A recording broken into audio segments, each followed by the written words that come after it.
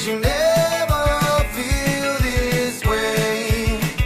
It's my lucky day. It's my lucky day. It's my lucky day. My lucky day. Don't need a pot of gold, a rabbit's foot or to be told. It's my. Halo, kelas 11 MIPA. Kita bertemu lagi ya pada mata pelajaran kimia. Kali ini kita berada di bab hidrolisis garam ya. Hidrolisis garam setelah sebelumnya kita mempelajari bab asam dan basa. Oke, nah anak-anak sekarang kita amati dulu ya dari katanya, kata hidrolisis. Oke. Hidrolisis itu artinya apa sih, ya kan? Nah, hidro itu kan biasanya kita kenal dia namanya dengan air ya, air. Kalau lisis itu artinya pemecahan ya. Kalau di biologi itu ada istilah lisis, biasanya itu pemecahan gitu. Nah, lalu maksudnya hidrolisis itu apa? Artinya itu adalah terurai atau terpecah atau terbagi karena bereaksi dengan air. Ya. Jadi sesuatu itu terbagi, terurai karena dia bereaksi dengan air. Atau bisa juga ya sesuatu yang terurai itu nanti dia akan bereaksi dengan air. Ya. Lalu apa yang terurainya, apa yang terbaginya itu yaitu ion positif dan ion negatif. Ya. Jadi yang dipecah itu apa sih? Suatu senyawa yang nanti akan terdisosiasi menjadi ion positif dan ion negatif. Ya, lalu nanti dia akan bereaksi dengan air. Kayak gitu. Lalu kita juga kenal istilah garam. Garam tuh biasanya yang familiar dengan kita tuh ya garam yang rasanya asin ya, garam yang berguna untuk mengasinkan, yang biasanya ada di dapur. Nah, tapi anak-anak, garam itu tidak terbatas hanya yang ada di dapur. Sebenarnya garam itu adalah suatu senyawa hasil reaksi antara asam dan basa. Ya, jadi kalau asam dan basa bereaksi, dia akan menghasilkan suatu senyawa baru yaitu garam. Dan garam itu nggak selalu asin, ya. Garam itu ada yang pahit, bahkan ada yang nggak berasa. Yang penting dia adalah hasil reaksi antara asam dan basa ya. Asam dan basa bereaksi dia akan jadi garam. Garam dan hasil lainnya itu air sebenarnya. Nah, terus asam dan basa itu kan kita kenal banyak ya. Jenisnya aja ada asam kuat, ada asam lemah, ada basa kuat, dan ada juga basa lemah. Nah, karena ini asam dan basa itu jenisnya banyak ya. Lalu kalau kita reaksikan, kita gabungkan nih antara asam dan basa, tentunya akan menghasilkan garam yang jenisnya, yang jumlahnya juga banyak. Kayak gitu kan. Jadi garam itu jumlah dan jenisnya itu juga banyak. Jadi kita akan menghidrolisiskan garam. Garam ini akan direaksikan dengan air ya. Akan direaksikan dengan air, dipecah oleh reaksi hidrolisis. Oke, tapi sebelumnya Ibu mau mengingatkan kepada kalian mengenai asam dan basa ya. Ada asam kuat, asam lemah, basa kuat dan basa lemah. Nah, yang wajib kalian tahu bahkan dari kalian kelas 10 ketika kalian belajar larutan elektrolit, ya kan?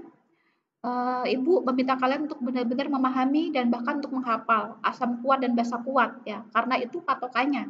Kalian harus tahu dan hafal asam kuat itu apa aja, basa kuat itu apa aja. Asam dan basa yang selain asam kuat dan basa kuat itu nanti adalah asam dan basa lemah, asam lemah dan basa lemah. Oke, Ibu ingatkan lagi ya anak-anak nih asam kuat ya. Ada HCl, asam klorida nih. Ada HBr, asam bromida, HI, asam iodida, HNO3, asam nitrat, HClO3, asam klorat, HClO4, asam perklorat, H2SO4, asam sulfat. Kalian wajib tahu dan hafal asam kuat ini, nggak boleh nggak hafal ya. Anak IPA kimianya harus tahu asam kuat ini. Oke. Terus Ibu juga mencantumkan di sini beberapa asam lemah. Ini hanya beberapa ya anak-anak, jadi 4 ini hanya beberapa. Sebenarnya asam lemah itu ada lagi selain ini. Cuma ini yang biasa dipakai, yang biasa keluar, yang biasa dicantumkan. Yang penting kalian hafal dulu asam kuatnya ini, nanti kalau ketemu asam selain asam ini, asam kuat ini berarti dia lemah, kayak gitu aja sih. Sederhananya kayak gitu. Terus basa kuat. Nah, basa kuatnya juga harus wajib banget hafal juga, sama seperti asam kuat.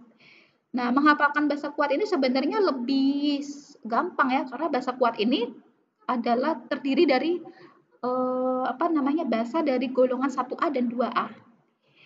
Tapi nggak semuanya sih, nggak semuanya golongan 1A dan 2A itu jadi basa kuat. Ada juga yang jadi basa lemah ya, karena mereka sukar larut.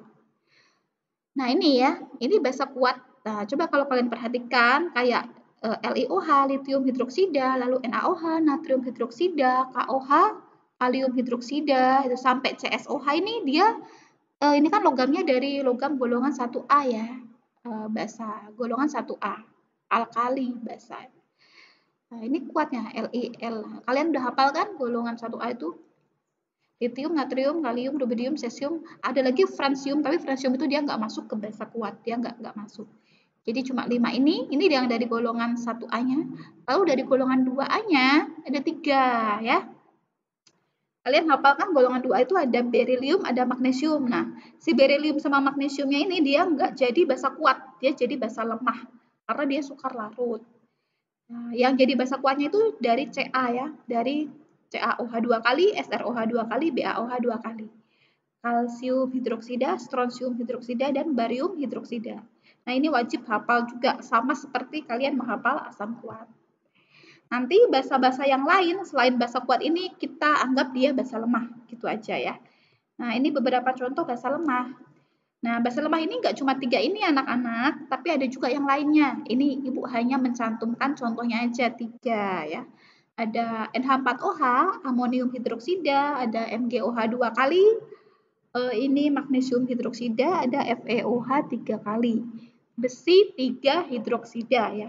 FeOH 3 kali ini kita namanya besi 3 hidroksida. Oke, sekarang kita akan mengenal ke garam. Oke. Nih ya garam. Garam itu kan tadi adalah hasil reaksi antara asam dan basa. Berarti kita bisa mereaksikan asam di sebelah kiri yang warna merah ini semuanya, ya baik asam kuat atau asam lemah, kita akan mereaksikan dia dengan basa yang di sebelah kanan ini, yang warna biru semuanya ini. Oke, kita akan mereaksikan bebas, kita boleh pilih mana aja. Mereka pasti akan menjadi garam. Oke, sekarang kita ambil contohnya misalkan, nah ini asamnya kita ambil asam nitrat ya, HNO3. Terus garamnya kita ambil garam dari barium hidroksida ini. Oke. Nanti kira-kira dia akan jadi garam apa ya? Akan jadi garam apa nih? Nah, ini kebetulan dua-duanya itu dari golongan yang kuat. Artinya asamnya asam kuat, basanya juga basa kuat. Nah, kalau dia jadi garam, nah dia berasalnya dari apa? Nah, kalau dia jadi garam, nah dia akan berasal dari ion negatif ya, ion negatif yang diperoleh atau yang terdapat pada HNO3. Ion negatifnya itu NO3- ya, ion negatif dari asam kuat. Lalu ion positifnya dari basanya, basa lemah, yaitu Ba2+. Nah, nanti si Ba2+ ini akan berikatan dengan NO3-, dia akan membentuk suatu garam. Nah, kita juga harus memperhatikan muatannya anak-anak, muatan dari ion. Ingat ya, di sini mana ya? Ini NO3-nya kan muatannya -1 ya, -1, minnya 1. Lalu si Ba-nya ini muatannya 2+. Oke. Muatannya +2. Berarti supaya dia nanti kalau berikatan netral, maka si NO3-nya ini kita harus kalikan 2 supaya muatannya ini nanti jadi -1 dikalikan 2, jadi -2. -2 ditambah ini +2.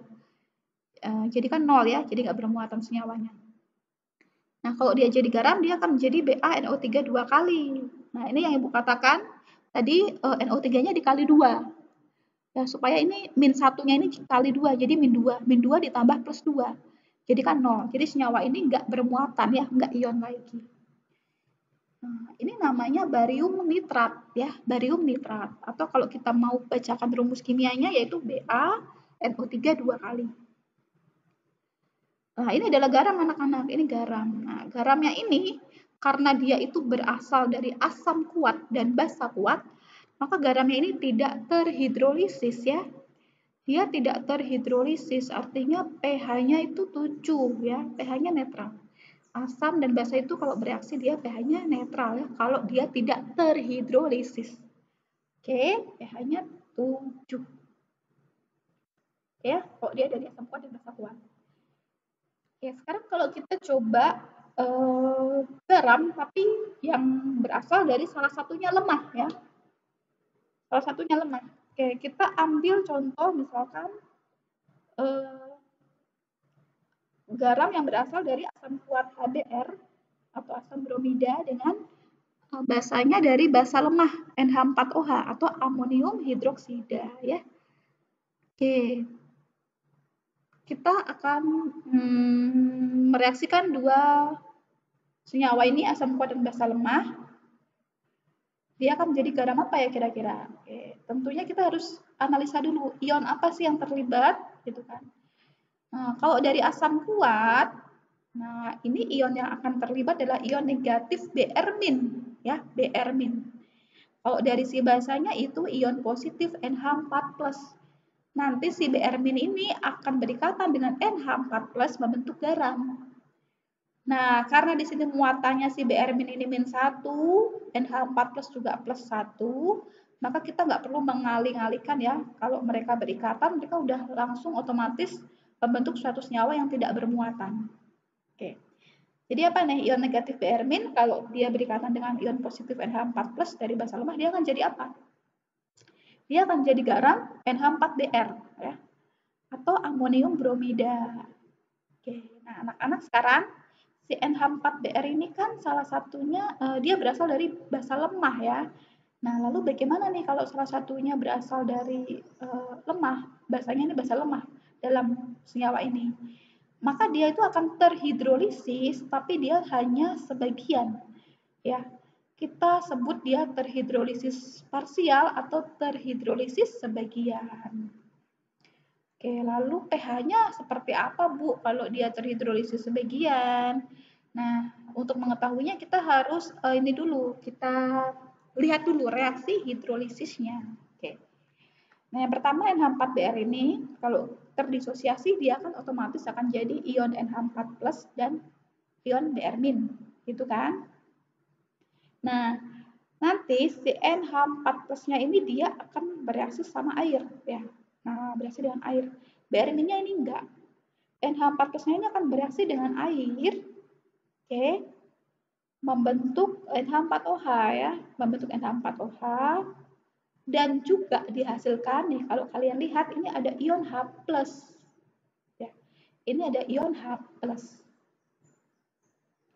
Nah, persamaan reaksi ini udah setara anak-anak. Jadi N-nya di sini ada 1, di kanan juga ada 1, H-nya di kiri itu ada 6, ya, H-nya di kanan juga ada 6. O-nya ada 1 di kiri, di kanan juga ada 1. Reaksi ini udah setara. Dan kalian lihat di hasil reaksi ada ion H+.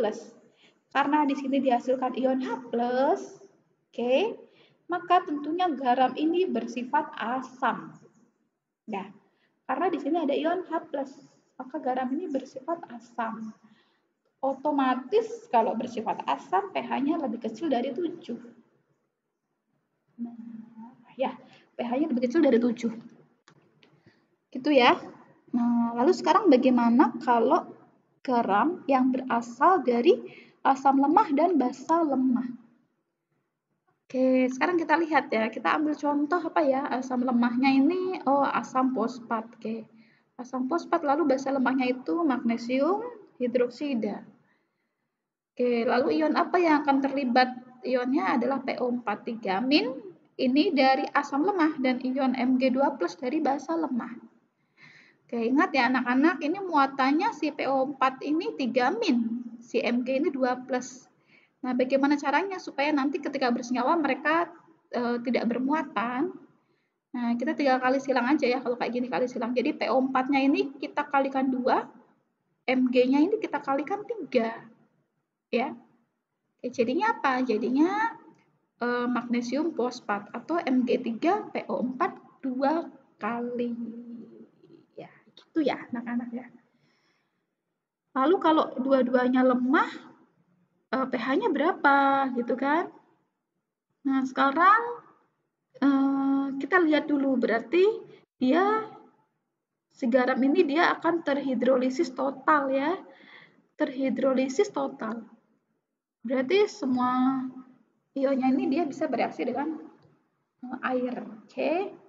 Pertama kita tulis dulu reaksi hidrolisisnya, atau ya pertama kita tulis dulu reaksi disosiasinya. Nah, Mg3PO4 dua kali ini kan kalau terdisosiasi akan menjadi ini ya, 3Mg2+ dan 2PO4 3-. Nah, kedua ion ini dia bisa bereaksi dengan air. Kalau yang Mg2+, kalau dia bereaksi dengan air, dia akan menghasilkan ion H+, ya, ion H+. Terus kalau yang PO4 3-, kalau bereaksi dengan air, dia akan menghasilkan ion OH-. Oke. Nah, ternyata ini ada ion H+ dan juga ada ion OH-. Lalu gimana nih? Dia pH-nya basa atau asam ya? Karena H+-nya ada, OH-nya juga ada. Tuh, bagaimana kalau seperti ini? Kalau seperti ini, nah kita harus lihat harga Ka dan Kb ya. Ka dan Kb. Ka itu tetapan kesetimbangan asam. Kalau asam lemah itu dia punya harga Ka ya, tetapan kesetimbangan asam, dan Kb. Kb itu tetapan kesetimbangan basa itu untuk basa lemah. Ya. Kalau harga Ka-nya lebih besar daripada Kb, si garam ini akan bersifat asam. Begitu pula sebaliknya, kalau harga Kb-nya lebih besar daripada harga Ka, si garam ini akan bersifat basa. Jadi tergantung Ka atau Kb-nya ya. Ka-nya besar, dia bersifat asam. Kb-nya lebih besar, dia bersifat basa. Ya, kayak gitu. Jadi kita bisa menentukan kalau kita tahu harga Ka dan Kb-nya. Nah, kalau yang ini, kalau yang NH4Br ini kita bisa langsung tentukan dia asam atau basa. Karena kita tahu dia berasal dari asam kuat. Asam kuatnya itu HBr. Maka ketika direaksikan, dihidrolisiskan, ini terbentuk ion H+. Ya. Artinya dia sifatnya asam. Atau secara sederhana sebenarnya kalian bisa lihat ini, dia berasal dari apa? Asam kuat dan basa lemah atau basa kuat dan asam lemah. Nanti sifatnya itu akan bergantung kepada mana yang kuat. Kalau garam ini berasal dari basa kuat dan asam lemah, nanti sifat garamnya akan basa. Tapi kalau garam ini berasal dari asam kuat dan basa lemah, sifatnya akan asam. Tapi kalau garam ini berasal dari asam kuat dan basa kuat, nah, asam kuat sama-sama kuat, berarti mereka saling saling meniadakan, jadi pH-nya akan netral kayak gitu. Tapi kalau lemah sama lemah, ya lemah sama lemah, asam lemah dan basa lemah, kita harus tahu dulu harga Ka dan Kb-nya. Mana yang lebih besar? Nah, nanti pH-nya akan ikut ke yang lebih besar. Seperti itu. Nah, terus, nah ini anak-anak, ini ada tabel ya. Tabel ini di baris yang atas ini ada basa. Ini basa kuat dan basa lemah, lalu di yang samping kiri ini ada asam. Ini juga ada asam kuat dan ada asam lemah. Nah, kalian tuh nanti diminta untuk mereaksikan basa dan asamnya. Contoh ya, contoh misalkan ini KOH dan HCl. Nah, kotak yang hitam ini kalian isi nanti. Caranya, kalau kotak ini misalkan kotak yang ini, berarti dia adalah reaksi antara KOH dengan HCl. Berarti garamnya terbentuknya apa? Terbentuknya KCl. Karena ini dua-duanya dari kuat, maka dia tidak terhidrolisis. Maka tidak ada reaksi hidrolisisnya. pH-nya 7, kayak gitu. Terus, misalkan ini. Nah, di kotak yang ini kalian diminta untuk mereaksikan CaOH 2 kali atau kalsium hidroksida dengan asamnya ini HF. Asam fluorida ya, HF. Nanti jadi garamnya garam apa? Oh, ternyata jadi garam CaF2. Nah, garam CaF2 ini dia terhidrolisisnya parsial. yang terhidrolisis itu hanya F- ya, F- ini. F- ini nanti yang dia akan bereaksi dengan air. Bereaksi dengan air lalu menghasilkan ion OH-. Nah, karena yang dihasilkan ion OH-, maka pH-nya pasti pH basa atau lebih besar dari 7. Nah, terus kotak-kotak yang hitam ini kalian isi ya, isi. Nah, ini selnya atau kotaknya Ibu beri warna biru. Kenapa Ibu beri warna biru? Karena dia menandakan basa. Garam ini sifatnya, CaF2 ini sifatnya basa. Nah, kalau ini Ibu beri warna ungu ya. Ungu karena dia itu netral. Netral itu berarti perpaduan antara asam dan basa itu saling meniadakan. Ya. Kalau biru sama merah itu kan kalau disatukan, warna biru sama merah itu kalau disatukan jadinya warna ungu. Makanya nih Ibu beri warna ungu ya, netral. Nanti kalau kalian ketemu garam yang sifatnya basa, asam maksud Ibu, yang sifatnya asam nanti kalian beri warna pink, pink atau merah muda itu ya. Menandakan bahwa garam itu sifatnya adalah asam. Tapi nanti kalau ketemu garam yang nggak diketahui Ka dan Kb-nya, nggak tahu nih Ka-nya berapa, Kb-nya berapa, nggak usah kalian warnai ya. Nggak usah kalian warnai. Jadi biarkan aja dulu kosong. Warnanya tuh transparan kayak gitu. Warnanya biarkan hitam. Kalau kalian ketemu garam yang belum diketahui Ka dan Kb-nya. Kecuali kalian mau cari sendiri Ka dan Kb-nya. Oke ya. Jadi dari tabel ini Ibu harapkan kalau kalian udah ngisi tabel ini, kalian bisa membedakan, oh ini garam yang terhidrolisis total, ini garam yang terhidrolisis sebagian. Sifatnya ini asam, ini sifatnya basa, ini pH-nya netral, dan sebagainya. Nah, kalau kalian bisa ngisi ini, berarti kalian udah paham konsep hidrolisis ya. Hidrolisis itu kayak gimana, asam basanya hidrolisis itu kayak gimana. Ini kalian isi ya, anak-anak kalian isi. Boleh kalian isi diketik pakai Word atau boleh juga ditulis terus difoto tapi ditempel di Word. Tapi resolusinya ukurannya maksudnya ukuran gambarnya itu jangan terlalu tinggi ya, kalian kompres dulu kalau kalian memfoto. Akan lebih bagus kalau kalian nggak usah memfoto, kalian tulis aja, bikin tabelnya di Word kayak gitu ya, nanti dikirimkan. Kalian harus isi ini ya, harus diisi supaya kalian paham. Oke, terus lanjut ya. Nah, kalian kan tadi dengan mengisi tabel tadi udah bisa menentukan garam yang bersifat asam, basa maupun netral. Ya, kalian udah tahu golongannya. Oh, ini basa, oh ini asam, oh ini netral. Nah, sekarang kan kalau kita mau menghitung pH kan kita nggak cukup hanya menentukan, garam ini basa loh, garam ini asam loh. Kita harus tahu juga seberapa asam sih, gitu kan. Jangan-jangan asam tapi pH-nya 6,7. Ya itu masih oke kita konsumsi kan. Atau misalkan basa, oh basa tapi pH-nya cuma 7,5 atau 7,6. Itu masih oke. Tapi kalau misalkan asam pH-nya udah 2, nah itu nggak boleh. Nah, kita harus tahu berapa sih pH tepatnya gitu. Terus gimana? Gimana caranya kita menghitung pH-nya? Nah, ini yang akan kita pelajari sekarang. Sebelumnya anak-anak di hidrolisis ini kita juga punya tetapan ya. Namanya tetapan hidrolisis. Kita singkat KH. Nah, KH ini macam-macam tergantung dia itu garam apa. Garam basa, garam asam, atau garam yang belum diketahui asam dan basanya. Oke? Ya, artinya kalau garam yang belum diketahui asam dan basanya berarti itu berasal dari asam lemah dan basa lemah. Tapi kalau kita udah tahu, oh dia itu garam asam, dia garam basa, kita gampang, lebih mudah. Nah ini ya, KH ini tetapan hidrolisis. Nah, terus kita juga kenal KW. KW itu tetapan kesetimbangan air. Angkanya tetap 10 pangkat min 14. Lalu ada Ka, tetapan kesetimbangan asam, dan Kb, tetapan kesetimbangan basa.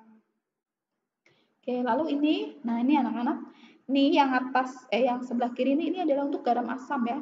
Garam asam, yang tengah ini untuk garam basa, ya yang ini, lalu yang sebelah kanan, ini untuk garam yang kita nggak tahu dia tuh asam apa basa. Jadi kita hanya tahu dia Ka dan Kb-nya. Nah, ini harga KH-nya. Pertama kita kenali dulu ya. Jadi ini harus bertahap anak-anak, kalian harus paham dulu garam basa, garam asam, dan garam yang belum diketahui asam atau basanya. Paham itu dulu. Setelah paham itu baru lanjut ke sini, ke menghitung pH. Oke, nah sekarang menghitung pH itu berhubungan dengan H+ dan juga OH-. Nah, kalau si garamnya itu udah jelas asam, garam asam, nah kita tinggal masukkan ini ya, menghitung H+-nya. Akar KH kali konsentrasi garam. Atau bisa juga H+ sama dengan akar KH kali konsentrasi 2 kali garam ya. Kali 2 kali konsentrasi garam. Nah, kenapa sih Bu ini kok ada angka 2-nya? Nah, angka 2 ini hanya untuk garam yang bervalensi 2. Garam yang bervalensi 2. Nanti Ibu berikan contohnya ya, garam yang bervalensi 2. Pada dasarnya rumusnya ini, tapi kalau garam yang bervalensi 2 kita pakai yang bawah. Lalu ini, nah, kalau ketemunya garam basa berarti kita pakai OH- anak-anak. Ya, pakai OH- sama. Rumusnya akar KH kali konsentrasi garam. Kalau garamnya bervalensi 2 maka akar KH kali 2 konsentrasi garam. Oke. Nah, sekarang kalau misalkan kita nggak tahu nih si garamnya itu asam apa basa, tapi diketahui harga Ka dan Kb ya. Nah, kita boleh nak bebas pakai H+ atau pakai OH-. Boleh pakai H+ atau pakai OH-. Tapi kalau kita mau pakai H+, ingat ya. Ingat kalau kita mau pakai H+, Ka-nya ini di atas. Ya, jadi Kw kali Ka per Kb. Kalau kita mau pakai H+. Tapi kalau kita mau pakai OH-, maka Kb-nya ini yang di atas ya. Jadi akar Kw kali Kb per Ka. Kb-nya di atas. Ingat ya, kalau H+ Ka di atas, kalau OH- Kb-nya di atas. Kalau asam nanti Ka-nya di atas, kalau basa Kb-nya di atas. Kayak gitu aja ya. Terus kita langsung ke contoh deh supaya paham. Contoh soal ya, tentukan pH dari larutan. Nah, ini kalsium asetat CH3CO 2 kali Ca. Konsentrasinya 0,2 molar ya. Nah, ini konsentrasi garamnya. Harga Ka-nya diketahui 1 kali 10 pangkat min 5. Ini harga Ka-nya. Nah, solusinya, cara penyelesaiannya gimana? Nah, pertama ya, ini Ibu tuliskan langkahnya. Tentukan dulu garam apakah itu. CH3COO 2 kali Ca ini adalah garam basa. Kenapa garam basa? Karena dia berasal dari basa kuat. Basa kuatnya CaOH 2 kali. Dan asam lemah. Asam lemahnya CH3COOH. Maka dia adalah garam basa. Oke ya. Lalu kita tulis reaksi hidrolisisnya ya. Nah, kita tulis reaksi hidrolisisnya. Ini kan CH3COO 2 kali Ca, kalau kita disosiasikan jadi 2 CH3COO- plus Ca2+. Nah, yang nanti akan bereaksi dengan air itu adalah CH3COO- anak-anak. Ini ya, bereaksi dengan air membentuk 2 CH3COOH dan 2 OH-. Oke, 2 OH- ya. Ini 2 OH- sebenarnya karena ya ini CH3COO-nya ada 2 kali ini. Ada 2 kali ini. Jadi dia membentuk 2 OH-. Berarti dia garam basa ya, karena ada OH-nya. Nah, sekarang kita masukkan ke rumus menghitung pH dari garam bersifat basa. Nah, kita pakai yang akar KH kali 2 konsentrasi garam. Kenapa 2? Karena ini ada 2 OH-, ini valensinya 2. Jadi si CH3COO-nya ini 2 ya. Oh, ini deh. Kita lihatnya dari sini. Ini 2 OH-, maka kita kali 2. Kita tinggal masukkan aja. OH- kan Kw per Ka kali 2 konsentrasi garam. Nah, Kw-nya kan 10 pangkat min 14 ya. Ingat ya, tetapan ya, 10 pangkat min 14. Ka-nya 10 pangkat min 5 kali 2 kali 0,2. Maka dia dapat nih 2 kali 10 pangkat min 5. Oke. Ini setelah diakar ya, 2 kali 10 pangkat min 5. Ini OH-, maka POH-nya 5 min log 2, pH-nya 14 min POH. Artinya pH-nya 14 min 5 min log 2 atau 9 plus log 2. Ini pH-nya 9 plus log 2. Jadi pH-nya udah 9, di atas 9. Ini garam basa ya. Oke, kayak gini. Ingat ya, ini konsentrasinya ini. Dikali 2 karena ini 2 OH-. Atau dia garam bervalensi 2, ininya 2. Oke, terus Ini contoh soalnya. Coba sekarang ini ada soal. Oke, ini sekarang soal ketika dua-duanya itu berasal dari asam lemah dan basa lemah ya. Tentukan pH dari larutan CH3COONH4 0,2 molar ya. Nah, ini ada harga Ka-nya, ada harga Kb-nya ya. Dua-duanya ini lemah. Oke, pertama solusinya tentukan dulu dia itu garam apa. Ternyata ini garam yang berasal dari asam lemah dan basa lemah, maka dia terhidrolisis total. Udah, kita tinggal masukkan aja H+ ya. Kita pakai H+. Nah, ingat ya, kalau kita pakai H+, maka harga Ka-nya di atas anak-anak nih. Kw kali Ka per Kb. Oke, kayak gitu. Kita tinggal masukkan angkanya aja, dapat 10 pangkat min 12 akar ya. Dapat 10 pangkat min 12. Kalau kita akarkan, dia akan menjadi H+-nya 10 pangkat min 6. Nah, pH-nya 6. Oke, pH-nya 6. Benar ya, pH-nya 6. Dia bersifat asam karena ini harga Ka-nya ini kan 10 pangkat min 4. 10 pangkat min 4 dibandingkan 10 pangkat min 6 kan akan lebih besar 10 pangkat min 4. Oke ya, sekarang ini kan kalau kita ngitung pakai H+. Sekarang coba kita ngitung pakai OH- ya. Kita ngitung pakai OH-. Nah, ingat kalau kita ngitungnya pakai OH- untuk garam yang berasal dari basa lemah dan asam lemah, Kb-nya di atas ya. Kalau kita pakai OH-, Kb-nya di atas. Kita tinggal masukkan aja angkanya, masukkan. Nah, kita dapat konsentrasi OH-nya 10 pangkat min 8. pOH-nya dapatnya 8 ya. pH-nya otomatis 14 dikurangi pOH. 14 kurangi 8 sama dengan 6. Nah, pH-nya dapat sama 6 anak-anak. Nah, ini maksud Ibu mau menunjukkan kalian itu kalau ketemu garam yang berasal dari asam lemah atau berasal dari basa lemah, kalian boleh pakai rumus yang mana aja. Mau pakai H+ atau mau yang pakai OH-. Yang penting benar peletakan Ka dan Kb-nya ini. Yang penting meletakkan Ka dan Kb-nya ini jangan sampai kebalik ya. Hasilnya nanti akan sama aja, hasilnya akan sama. Hasilnya akan benar, sama-sama benar. Bebas. Oke, nah sekarang ini latihan soal. Nah, latihan soal ini tentukan pH dari 10,7 gram NH4Cl yang dilarutkan dalam 500 ml air. Oke. Ada Kb-nya 1 kali 10 pangkat min 5. Nah, anak-anak ini garamnya, garam ini belum berbentuk molaritas ya. Dia masih berbentuk massa malahan. Nah, sementara kan yang kita butuhkan adalah molaritas garam ya. Jadi, caranya, solusinya pertama, kalian harus cari molaritas. Cari molaritas itu, pertama cari mol dulu, cari mol garam. Cari mol garamnya itu berarti massa 10,7 gram ini dibagi MR ya. MR itu massa molekul relatif. Kalian hitung. NH4Cl ini MR-nya berapa ya? MR-nya berapa? Berarti massa atom N ditambah massa atom H, H-nya kaliin 4 ya, karena H-nya ini ada 4.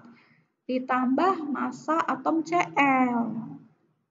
Ya, kalian tambah-tambahin dulu, itu MR-nya. Cari mol, nanti udah ketemu mol, ya, cari molaritas ya. Molaritasnya itu mol dibagi konsentrasi ya. Udah ketemu mol, nanti cari molaritasnya, yaitu mol dibagi konsentrasi. Nanti kan udah ketemu molaritasnya, udah ketemu molaritas garamnya, lalu kalian kerjakan seperti yang tadi, seperti yang sebelumnya itu.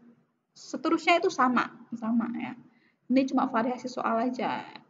Nanti coba kalian kerjakan ini, berapa hasilnya nanti kita samakan ya, kerjakan ini. Oke, terus ini ada latihan soal lagi.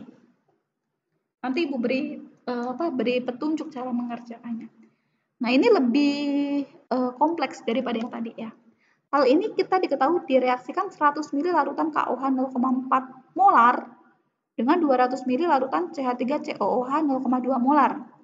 Yang ini malah garamnya belum terbentuk.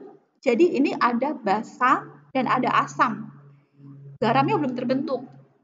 Nah, yang ditanyakan tentukan pH setelah bereaksi. pH setelah bereaksi artinya pH garam dong, pH garam yang terbentuk. Nah, caranya gimana nih? Nah, caranya anak-anak kita reaksikan terlebih dahulu. Oke. Ini ya, KOH dan CH3COOH membentuk garam apa? Yaitu CH3COOK, yaitu kalium asetat ya, dan H2O. Gitu. Nah, kita cari mol awal. Oke, mol awal KOH. Cari mol awal, kalau diketahui konsentrasi dan volume, maka konsentrasi kali volume ya. 0,4 kali 0,1, 0,04 mol. Nih hasilnya. Yang CH3COOH juga sama, 0,2 kali 0,2. Volumenya dalam liter ya, makanya Ibu tulis 0,2. 0,04 mol. Oke. Yang ini belum terbentuk dong, mol awal. Terus ketika bereaksi, karena ini koefisiennya 1 semuanya anak-anak, udah ini kita tulis 0,04 mol, 0,04, semuanya 0,04. Nah, mol akhir, di akhir ini KOH-nya habis ya, CH3COOH-nya juga habis. Ini habis nih, ini habis. Yang terbentuk tinggal garam, CH3COOK, garam dan air. Nanti garam dan airnya ini akan bereaksi hidrolisis ya ini nanti. Ini kan ada garam, ada air. Oke. Terbentuk mol akhirnya 0,04 mol. Nah, terus kalau udah begini, kita udah mereaksikan, kita cari konsentrasi garam. Nah, garamnya itu yang mana? Garamnya ini yang Ibu lingkari biru, yang Ibu beri kotak biru. Garamnya adalah CH3COOK. Oke. Cara mencari konsentrasi garamnya gimana? Caranya cari molaritas garam yaitu mol garam dibagi volume total ya, volume total. Volume total itu adalah volume KOH plus volume si CH3COOH. Ya, jadi 0,04 mol ini dibagi 0, berapa nih? 3 liter ya. Karena kan 200 mili ditambah 100 mili. Jadi kan 300 mili. Kalau diubah ke liter jadi 0,3 liter. Nah, berapa konsentrasinya? Konsentrasi garamnya adalah 0,13 molar. Oke. Ini Ibu sudah hitungkan ya. Jadi caranya nanti begini kalau ada soal seperti ini. Konsentrasi garamnya 0,13 molar. Oke kan? Kalau udah dapat konsentrasi garam, nah langkah selanjutnya sama seperti sebelumnya.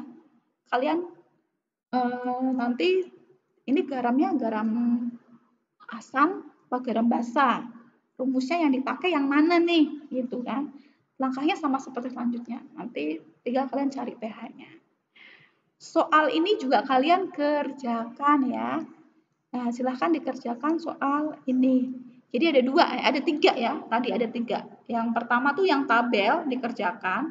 Mungkin yang tabel itu belakangan aja.